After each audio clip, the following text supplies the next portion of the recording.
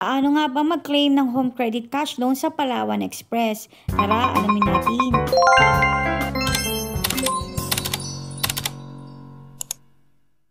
So, nung nakaraan ay nagawa ko ng video kung paano mag-process ng home credit cash loan at i-claim mo ito sa Cebuana. So, dito tinuro ko yung step by step kung paano kayo makakapag-process at paano nyo siya makiklaim.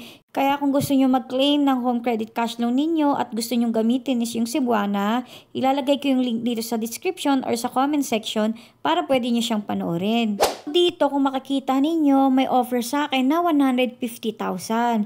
At kung 50,000 yung kukunin ko, ay nagkakalaga ito monthly na 6,658 sa loob ng 9 months. Pero kung gusto nyong bumaba ito, ang maganda nyong gawin ay alisin nyo itong borrower protection tsaka yung loan extra care. So itong dalawang to is parang insurance na babayaran mo rin monthly sa home credit. Kaya kung gusto nyo malaman pa yung tungkol sa dalawang to ay ilalagay ko yung link sa baba para mas maintindihan nyo siya. So kung gusto nyo naman 18 months siya bayaran at alisin nyo itong loan extra care nga, pati yung borrower protection, magiging 3,572 na lang siya per month. So, dito sa loan purpose, is pipili lang tayo dito kung ano yung gusto natin. Tapos, dito sa cash out method, ang pipiliin natin ay yung cash over the counter kasi nga Palawan yung gusto natin gamitin. Tapos, click na natin yung continue. So, yung next naman is yung application form. Kung updated na nung mga information ninyo, ay hindi nyo na kailangan itong gawin. Pero kung kailangan nyo mag-update, makikita nyo naman yan, yung mga nakasulat na requires update, yan yung dapat nyong gawin. So, may mababasa kayo dyan na cash out.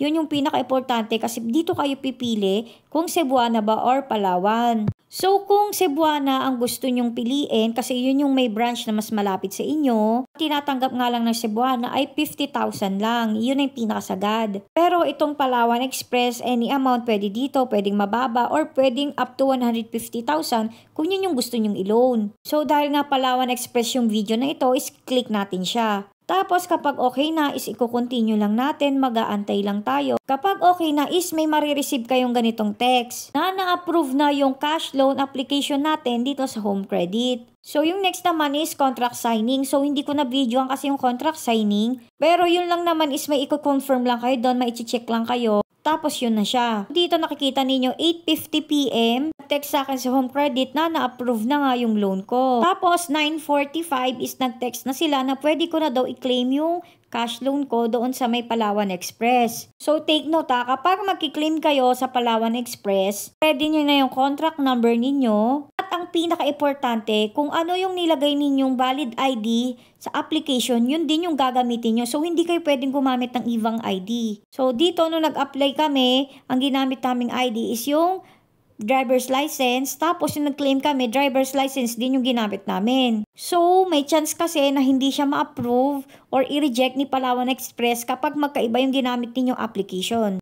So, hindi ko alam kung bakit ganun kasi sa Cebuana, 2 valid IDs lang dalin mo, okay na. Tapos, tandaan nyo rin itong remittance password ninyo dahil kailangan nyo yan. Kung sakaling nagbago yung isip ninyo, tapos ayaw nyo nang kunin yung claim ninyo sa Palawan Express, pwede rin naman yon kasi nga valid hanggang 2 weeks kaya pwedeng pan-claim. So kapag sa pang 15 days na hindi nyo pa rin claim, ay magiging invalid na ito at sa home credit ay wala kayong babayaran dahil nga hindi nyo siya na-claim. Pero take note ha, baka magkalamat yung account niyo kasi nga syempre nag-loan kayo tapos hindi nyo siya claim.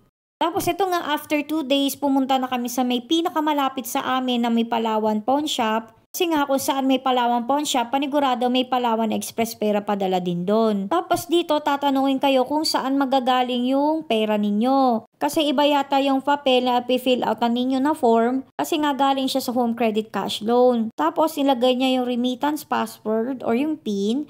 Tapos yung driver's license kasi nga yun yung ginamit naming ID nung nag-application kami. Tapos yung contract number. Tapos dapat kung sino yung taong naka-apply doon sa cash loan, dapat siya rin ang magki-claim kasi nga kapag magkaiba, hindi yun tatanggapin. Tapos ayun lang, nag-antay lang din ng saglit lang. Tapos yun nga, na-cash out na namin agad yung pera, nakuha na rin namin. So ang start ng pagbabayad namin is 1 month after, which is nga sa September na. So yan nga na, sana may natutunan kayo sa video na ito. Thank you for watching. Yun lang!